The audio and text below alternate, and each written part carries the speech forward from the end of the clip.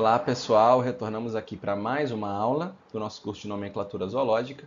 Aula essa em que nós vamos propriamente entrar no código de nomenclatura zoológica, beleza? Então pessoal, o código, como eu já falei, ele é regido, ele é produzido e regulamentado pela Comissão Internacional de Nomenclatura Zoológica e ele tem como principais objetivos padronizar, produzir regras, universalizar e fornecer estabilidade aos nomes de animais vivos, de animais extintos, de animais fósseis e protozoários. Sim, os protozoários também estão sendo regulamentados pelo Código Internacional de Nomenclatura Zoológica. Entretanto, são só os nomes publicados a partir de 1758 que que são contemplados pelas regras do Código Internacional. Mas por que 1758? O que aconteceu em 1758? Muito simples. Foi o ano de publicação da obra do Carl von Linné, Systema Naturae, que pela primeira vez na história produz nomes binomiais para espécies de animais. Então, portanto, aquele é o marco zero da nomenclatura moderna. Tranquilo?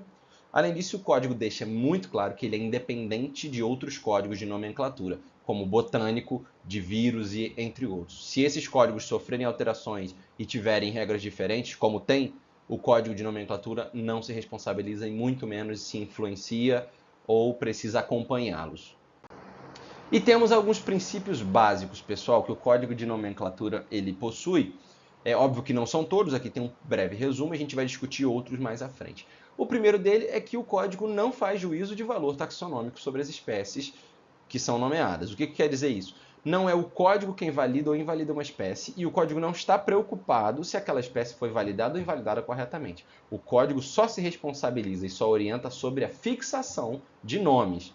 Da mesma forma, não é o código que inclui ou exclui uma espécie da classificação. Esse é o segundo princípio. Novamente, o código se preocupa apenas com a fixação do nome e é só e exclusivamente isso que ele regulamenta. O terceiro princípio diz que para cada nome é necessário que exista um espécime representativo para que aquele nome seja fixado a ele. Ou seja, além da gente fixar, se a gente vai fixar, dizer que essa aqui é uma espécie nova, o nome dessa espécie é tal, tal, tal.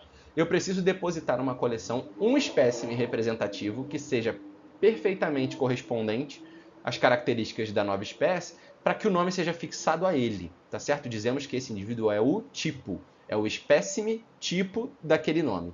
Entendeu? A representação daquele nome biologicamente, físico, né? O quarto princípio chama-se princípio da prioridade e ele diz o seguinte, que em um impasse, taxonômico, em impasse de nomenclatura, perdão, vale sempre o nome que foi descrito mais antigamente, tá certo? O nome mais ancestral. Então, o que acontece?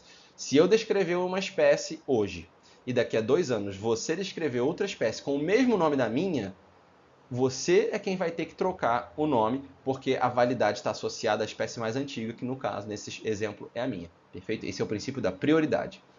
Da mesma forma, existe o princípio da homonímia, que afirma que os nomes precisam ser únicos, ou seja, não podem haver nomes repetidos de espécie, com apenas uma exceção. Os nomes eles podem ser repetidos desde que as espécies que vão ser homônimos sejam muito distantes na classificação. O que eu quero dizer? Podem existir 2 espécies de inseto com o mesmo nome? Não, não podem. Mas pode existir uma espécie de inseto e uma espécie de réptil com o mesmo nome? Podem, porque filogeneticamente, na parte de classificação, de taxonomia, eles são bem distantes. Embora o código recomende fortemente a adoção de nomes perfeitamente únicos, ok?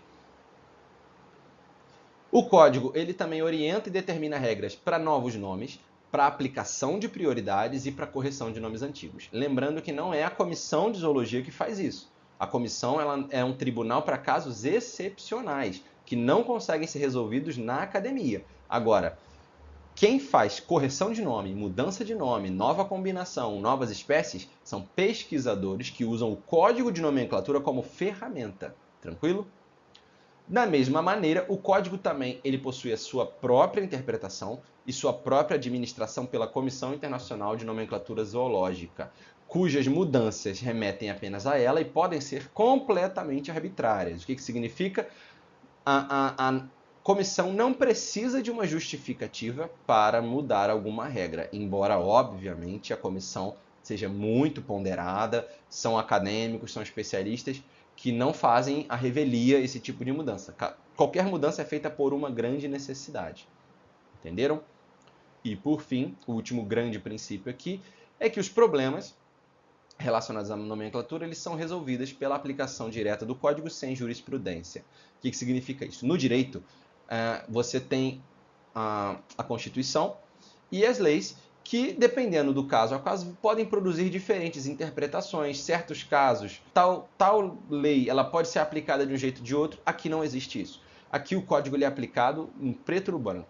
Se ele diz que isso, é desse jeito e ponto final. Não existem interpretações, não existem argumentações e cada caso que a comissão de nomenclatura julga, ele não serve de justificativa para o próximo caso.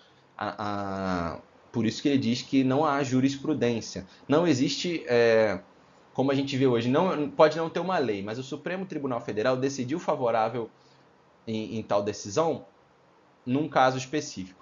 Futuros casos podem utilizar essa decisão como argumentação para poder conseguir decisões iguais. Aqui não há isso. Aqui não existe argumentação baseada em decisões passadas. Cada caso é um caso e vai ser estudado independentemente pela comissão.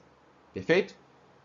Portanto, estão aqui os nomes, pessoal, alguns dos nomes, né? E vale lembrar que o código ele não vai se responsabilizar por todos os nomes de classificações taxonômicas, né? O que eu quero dizer com isso? O código só legisla até nível de família. De família até domínio, o código não se responsabiliza. As regras elas são mais implementadas pelo consenso acadêmico. O código trabalha com da hierarquia de família até espécie, subespécie, etc. Tá certo?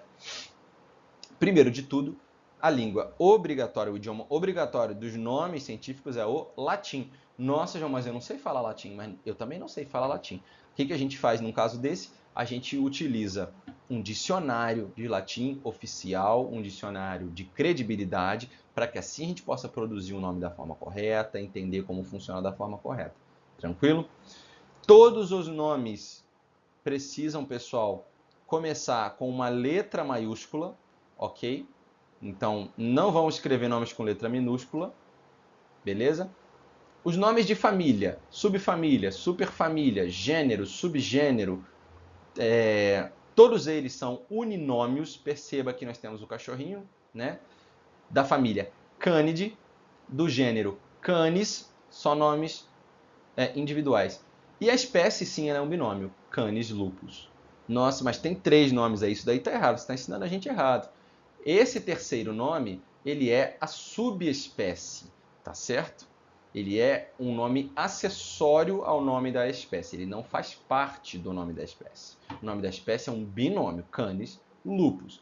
O nome de subespécie, sim, vira um trinômio, Canis lupus familiares, tá certo? Os nomes de gênero e de espécie precisam estar destacados. A gente costuma ouvir que nome de espécie e gênero precisa estar em itálico. Não é o itálico, pessoal, é o destaque. Se você está escrevendo o nome de espécie manuscrito, como que você vai fazer itálico? Você não faz. Então você sublinha esse nome. Ah, mas eu fui publicar um artigo numa revista e me obrigaram a botar itálico. Não pode haver obrigação do itálico, a não ser que seja uma norma da revista. Se um pesquisador falar para você que é obrigatório itálico, é mentira. Não é obrigatório. Você pode pôr em negrito, você pode pôr sublinhado, ele só precisa estar destacado do restante do texto. Tranquilo? Da mesma forma, nós temos um terceiro nomezinho aqui que entra antes do nome da espécie, né? Nós temos aqui o gênero Leishmania e o epíteto específico amazonensis. Então a espécie é Leishmania amazonensis. Então, quem que é esse aí do meio, cara? Leishmania amazonensis, isso aqui do meio é o subgênero, perfeito? Ao contrário da subespécie, que entraria aqui do lado como o epíteto específico, ficaria, sei lá, Leishmania amazonensis. Entendeu? Aí seria uma subespécie. O subgênero, pessoal, ele tem que entrar entre parênteses entre o nome do gênero e o nome da espécie. Tranquilo? Novamente, esse aqui é um nome acessório, ele não faz parte do nome da espécie. Então, não é obrigatório citar esse nome, a não ser que seja uma regra, por exemplo, do periódico científico que você está publicando. Mas ele não é parte do nome. Pessoal, a nossa aula de hoje vai ficar por aqui. Qualquer dúvida, não hesitem em entrar em contato, em deixar um recado, em perguntar, tá certo? Nós vamos voltar na próxima aula vendo outras regras, outras coisas muito interessantes. Eu espero muito que o curso esteja sendo útil para vocês até agora e que seja mais ainda, pessoal. Um abraço para vocês e até a próxima aula.